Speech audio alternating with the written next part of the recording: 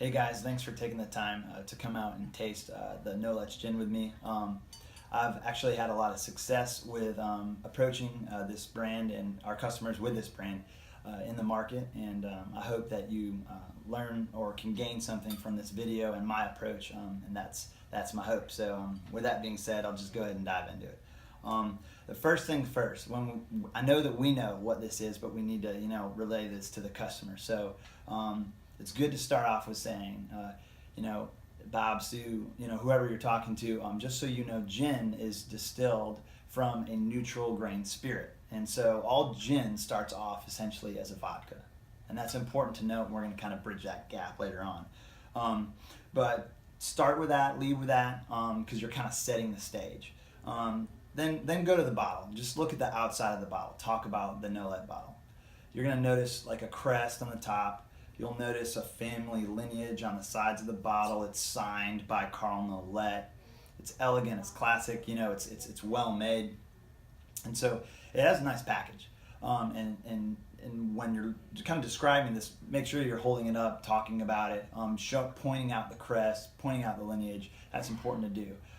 Then this is where you kind of bridge that gap with everything, with gin starting off as a neutral grain spirit. Say, notice all of these things. And then this is where you stop kind of your presentation and you say, you know what would help me? Could you guys get a bottle of Kettle One? Could you just get a bottle of Kettle One?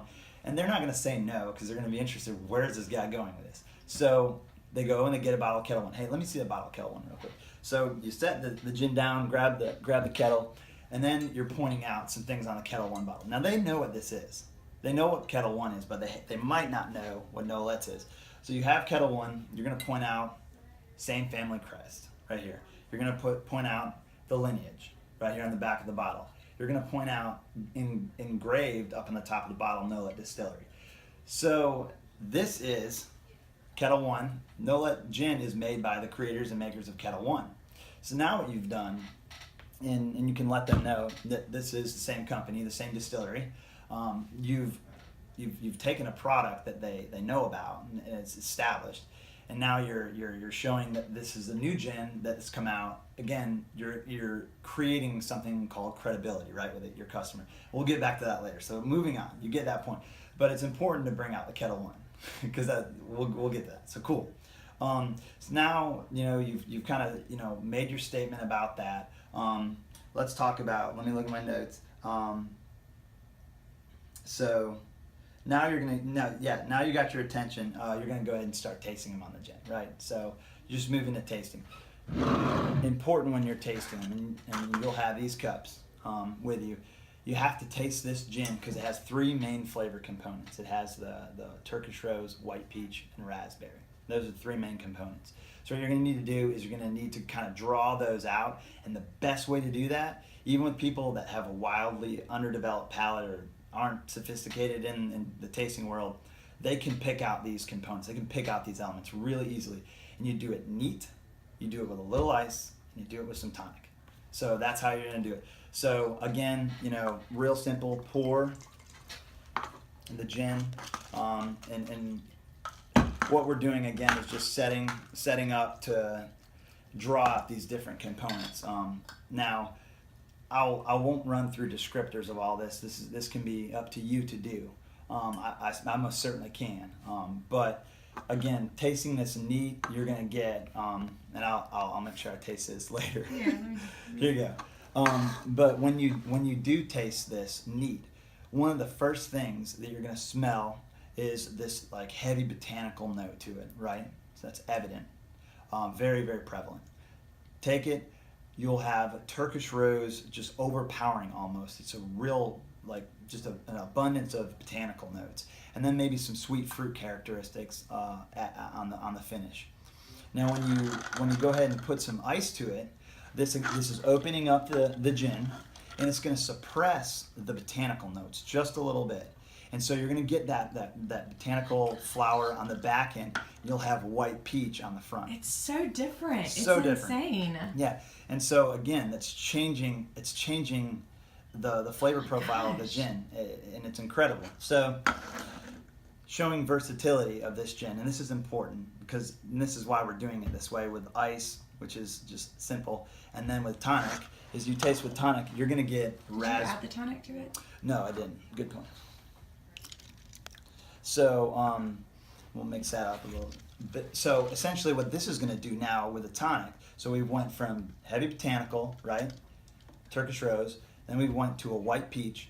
The tonic is gonna bring out the raspberry, and then you'll have that botanical note on the end. So Turkish rose, white peach, raspberry, neat, ice, tonic. And if you do that, they're gonna be able to identify those components really easily in this tasting. They're gonna absolutely love it, and they're gonna be able to participate in this with you. And so again, it's important what you did. You brought up Kettle One. You established credibility. Now you're teaching them something. They can actually physically taste it. They can visualize what's going on. I mean, short of anything, you've now proven that this gin belongs at least in their store, right? And so it's kind of almost here at the end. I'm done. Apologize for dragging this on, but obviously you thank them for tasting. Say thank you for letting me taste this. And you leave. You go and you finish whatever and you leave. When you come back next time, follow up on the gin. Let this be your like little Trojan horse in a sense. Let it get in there. It's gonna get in there. They're gonna like it. You're gonna sell it in because you're a darn good salesman, and you're gonna put it in there and then follow up on it and just say, hey, Bob, Sue, how's the gin going? How's Nolets? How you liking it? And they're gonna say, oh well, sold a case, or I sold a couple bottles, or somebody came up here and they just loved it, and they come up every week. And now what you do, being that you've bridged this gap and you've taught them something they didn't know, is now you can sell your portfolio. Now you're in. As you're walking out, almost like as you're leaving, just turn around and go, hey, have you heard of Blade and Bow? Okay, now these customers that you might not have had any traction with, now these customers that didn't know who you were, all of a sudden they know that you're knowledgeable. They know that you're going to walk in and you're going to teach them something.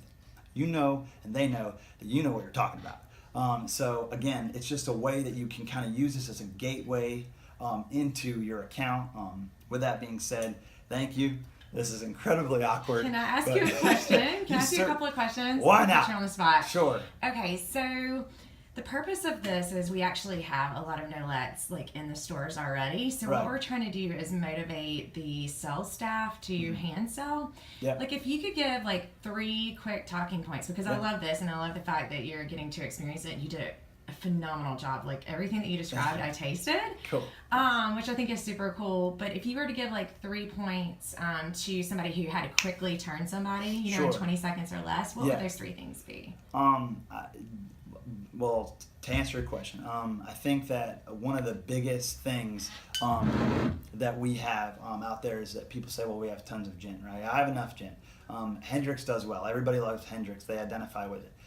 So what I would if Hendrix was brought up, because it's often brought up when I'm pitching this, is I would say Hendrix had a great idea, and they kind of revolutionized the gin market. By bringing botanicals and this cucumber infusion into the gin. But what they left out was premium ingredients, and they left out the fruit characteristics. Now, the last thing, and I'm glad that you asked this is another good selling point. And I'm so glad that you brought this up, because I wanted to, and I don't know if I pointed this out. Like I said, makers of Kettle One, all gin starts off as a neutral grain spirit. This starts off as Kettle One. That's crazy. That's a huge selling point right there. And I can't believe I left that out, but I'm glad that we have this question and answers section. But all gin, neutral grain spirit, this starts off as Kettle One. So from origin, from the birth of this gin, it is quality, premium, and recognized. So that's a huge selling point if you haven't turned somebody by then. And then fun facts about the gin. You can let people know, and this is, I have to clarify this with Ty, but I'm pretty sure this is accurate, that the handle is actually modeled after a Bentley gear shifter. So if anything, we all can buy a bottle of Nolets gin and realize that's as close to a Bentley as we're ever going to get. That's awesome. But that's a fun fact, right? This bottle is really unique. And so that's probably a couple points that I would share.